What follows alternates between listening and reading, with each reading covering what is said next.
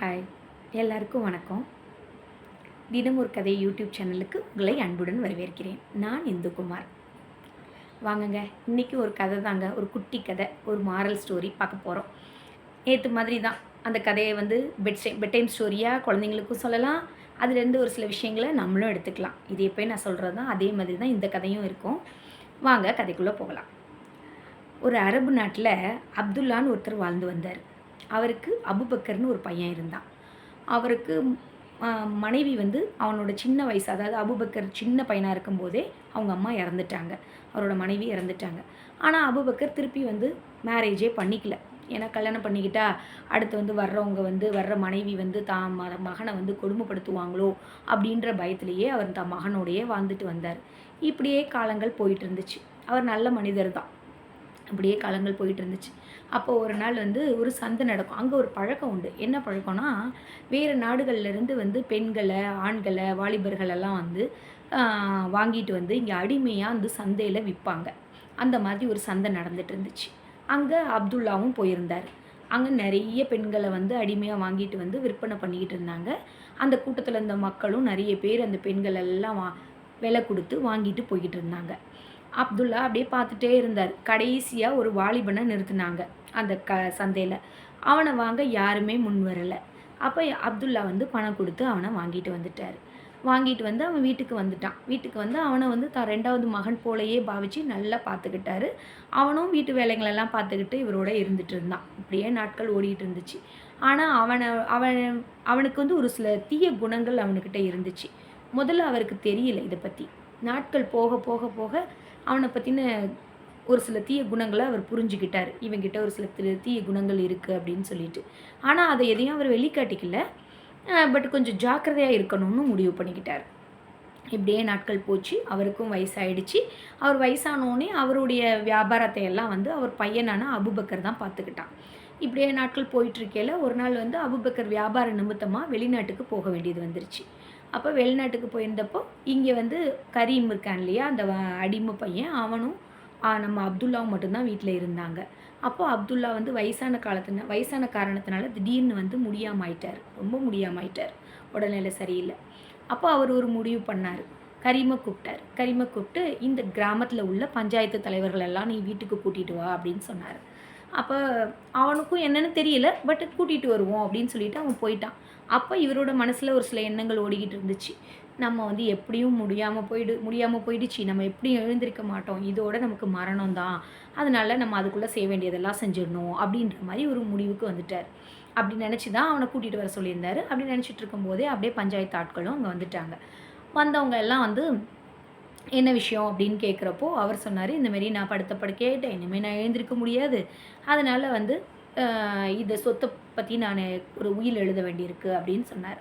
உடனே பஞ்சாயத்து ஆட்கள்லாம் சரி சொல்லுங்கள் என்ன எழுதணும் அப்படின்னு கேட்குறாங்க. அப்போ அவர் சொல்கிறாரு, என்னோடய மொத்த சொத்தையும் இந்த கரீமுக்கு எழுதிடுங்க.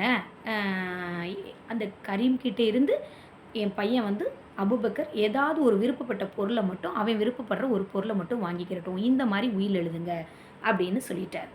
உடனே பஞ்சாயத்து ஆட்கள் எல்லாம் ஒரே ஆச்சரியமாயிட்டாங்க. என்னது இவர் லூசு மாதிரி பேசிகிட்டு இருக்காரு, சொந்த பையனுக்கு ஏதாவது ஒரு பொருள், அடிமையாக வாங்கிட்டு வந்த பையனுக்கு முழு சொத்துன்னு சொல்லிக்கிட்டு இருக்காரு, இவருக்கு என்ன ஆச்சு அப்படின்னு சொல்லிட்டு எல்லாரும் யோசிச்சுட்டு ஒரே மாதிரி பேசிகிட்டு இருந்தாங்க. அதில் ஒருத்தர் வாய்விட்டே கேட்டுட்டார் இவர்கிட்ட, என்னதான் உங்களுக்கு பிரச்சனை, என்ன உங்கள் சொந்த பையனுக்கு ஏதாவது ஒரு விருப்பப்பட்ட பொருளை வாங்கிக்கிறட்டும், மீதியை சொத்தெல்லாம் கரீமுக்கு எழுதி கொடுக்கணும்னு சொல்கிறீங்க அப்படின்னு சொன்னோடனே, இல்லைங்க நான் கரீமையும் என்னோட மகன் போல தான் நினைக்கிறேன், அவனையும் என் கூடயே இவ்வளோ நாள் இருந்துட்டான், என்னை இப்போ ஃபுல்லாக அவன் தான் பார்த்துக்கிட்டான், அதனால தான் அப்படின்னு சொல்லிட்டார்.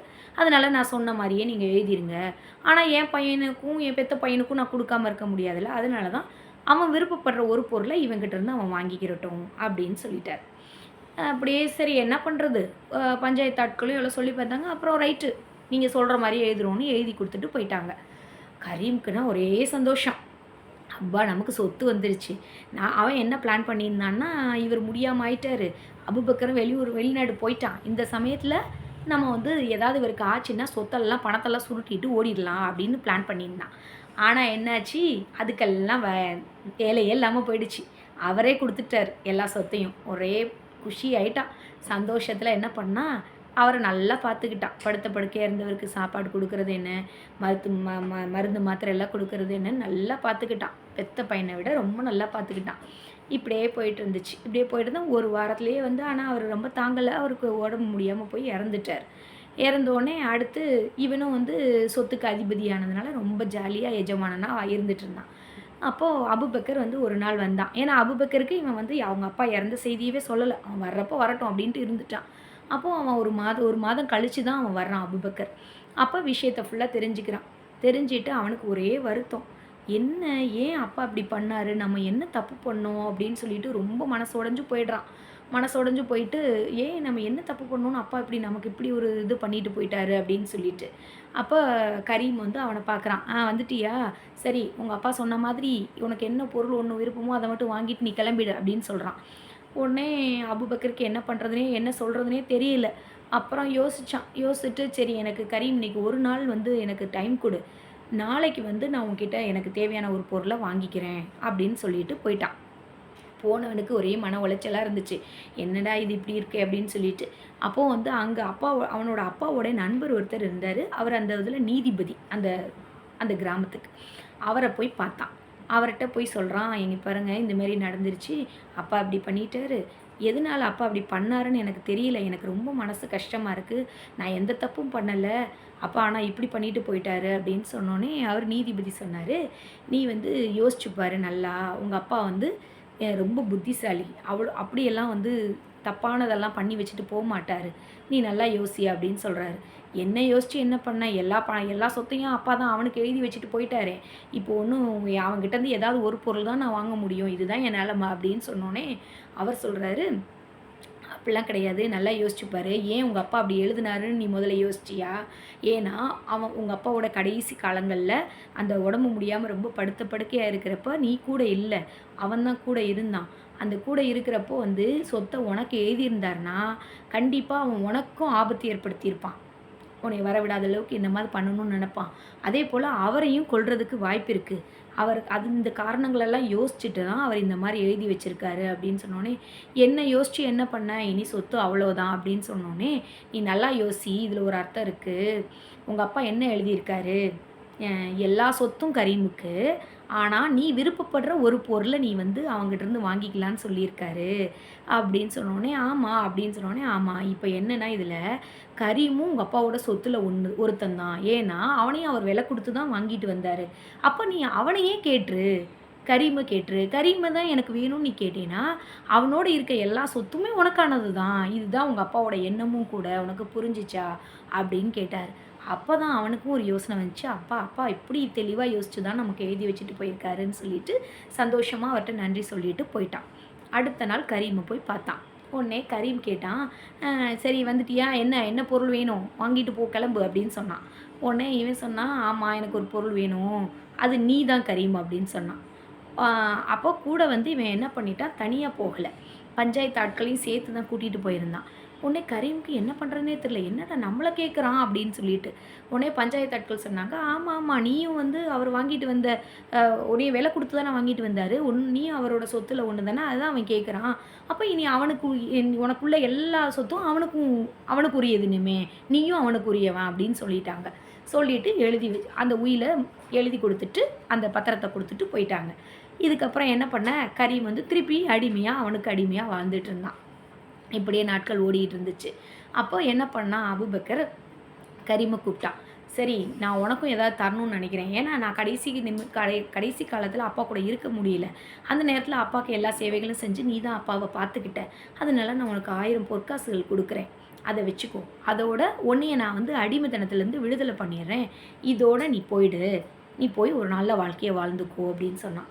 இப்போ கரீமுக்கும் சந்தோஷமாயிடுச்சு, அப்பா நமக்கும் ஒரு விடுதலை கிடச்சிருச்சு, பணமும் கிடச்சிருச்சுன்னு அவனும் சந்தோஷமாக போயிட்டான், இவனும் சந்தோஷமாக வாழ்ந்தாங்க.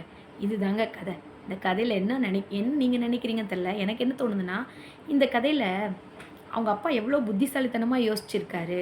2 விஷயம் குழந்தைங்களுக்கு சொல்கிறதுக்கு என்ன சொல்லலான்னா, பெற்றவங்க சொல்கிறத அப்படியே முழுசாக கேளுங்க, அவங்க சொல்கிறதுல எல்லாத்துலேயும் ஒரு அர்த்தம் இருக்குன்னு புரிஞ்சுக்கோங்க அப்படின்னு நம்ம எடுத்து சொல்லலாம். இன்னொன்று நம்மளுக்கு ஒரு விஷயம் என்னென்னா, கடவுள் வந்து எதையாவது ஒன்று செய்வாருங்க. ஆனால் நம்ம என்ன நினைப்போம், எப்போ அந்த கடவுள் என்னத்தையோ செய்கிறாரு, இப்படி கஷ்டப்படுத்துறாருன்னு. ஆனால் அதுக்கு பின்னாடி ஏதோ ஒரு காரணம் இருக்குங்க. அந்த காரணத்தை புத்திசாலித்தனமாக யோசிச்சோன்னா, நம்மளாலேயும் வந்து இந்த இந்த எல்லா பிரச்சனைகளிலேருந்து வெளியே வந்துட முடியும். இந்த புத்திசாலித்தனம் ரொம்ப வேணும் இந்த காலத்துக்கு அப்படின்னு தான் நான் நினைக்கிறேன். நீங்களும் அப்படி தான் நினைப்பீங்கன்னு நினைக்கிறேன். ஓகேங்க. கதை நல்லா இருந்துச்சுங்களா? உங்களுக்கு பிடிச்சிருக்கா? ஓகே.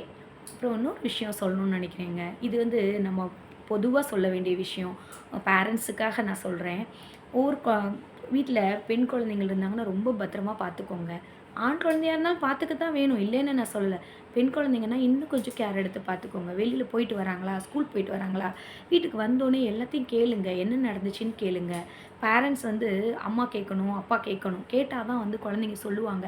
முதல்ல பயப்படுவாங்க, சொல்ல யோசிப்பாங்க, சொல்லாம இருப்பாங்க. நீங்க கேட்க கேட்க சொல்லுவாங்க. அது குட்டி குழந்தையா இருந்தாலும் சொல்ல ஆரம்பிக்கும் பயமில்லாம. அதே பழக்கம் அவளுக்கு வந்து டீனேஜ் பாப்பாவா இருந்தாலும் சொல்லுவா. அப்பம்போது பிரச்சனைகள் வரும்போது அவங்க நம்ம அம்மா அப்பாட்ட சொன்னா எல்லா பிரச்சனைக்கும் தீர்வு கிடைச்சிரும்ன்ற ஒரு தைரியம் வரும். அது அவங்களுக்கு ரொம்ப நல்லதா இருக்கும். நமக்கும் ஒரு நிம்மதியா இருக்கும். அத விட முக்கியம் அந்த குழந்தை எல்லாத்தையும் சொல்லும்போது வந்து அதுவும் ரிலாக்ஸ்டா ஃபீல் பண்ணும். நம்மகிட்ட எல்லாத்தையும் சொல்லிட்டு அதே மாரி இது சொல்லுங்க. "நாங்க உன் கூட இருக்கோம். நீ எதுவா இருந்தாலும் என்கிட்ட சொல்லு" அப்படின்னு சொல்லுங்க. அம்மா கேளுங்க, அப்பாவும் கேளுங்க. ஃபாதரும் கேட்கக்கூடாதுன்னுலாம் கிடையாது. கேளுங்க. கேட்டு எல்லாத்தையும் கேட்டுட்டு நாங்க இருக்கோம் அப்படின்னு நீங்க சொல்லுங்க. அப்ப எந்த பிரச்சனையும் வராதுங்க. இது எனக்கு நாங்க இதுதான் ஃபாலோ பண்றோம். நீங்களும் இப்படி ஃபாலோ பண்ணா நல்லாயிருக்கும். கேர் இல்லாம இருக்க மாட்டீங்க எல்லாரும். இன்னும் கொஞ்சம் கேர் எடுத்துக்கோங்கன்னு சொல்றேன். ஓகேங்க. பாய்ங்க. நாளைக்கு இன்னொரு கதையோட பார்க்கலாம். ம். உங்களுக்கு வீடியோ பிடிச்சிருந்தா ஷேர் பண்ணுங்கள். சேனல் பிடிச்சிருந்தா சப்ஸ்கிரைப் பண்ணுங்கள். ஓகே, பாய்.